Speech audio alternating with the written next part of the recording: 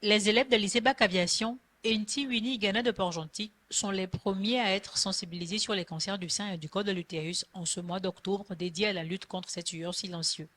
Causes, symptômes, traitements, comportements à risque et dépistage ont été abordés par le docteur Jonas Mbumba, principal conférencier.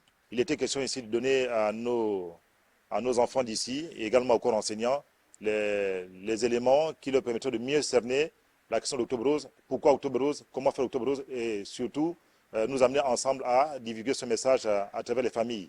Parce que des élèves sensibilisés ici, ce sont toutes les familles qui sont sensibilisées en même temps. On les a motivés à aller reprendre ce message-là dans leur famille et même dans leur milieu de jeu. La phase interactive a révélé des apprenants très réceptifs et conscients de l'existence de ces pathologies. Au terme des échanges, on a senti des élèves qui ont déjà qui étaient très concentrés et qui prennent à cœur cette question. On espère seulement que ce dynamisme ne va pas s'éteindre au sortir de cette salle, que ça va persister, en faire un sujet de conversation. D'ailleurs, en rigolant avec eux, on leur disait que vous avez là un bon sujet de Congossa. Le Congossa étant une des choses les mieux partagées au Gabon, donc ayez des sujets de Congossa sérieux. Engagés à être des relais dans leurs environnements respectifs, les filles se sont dissatisfaites des acquis.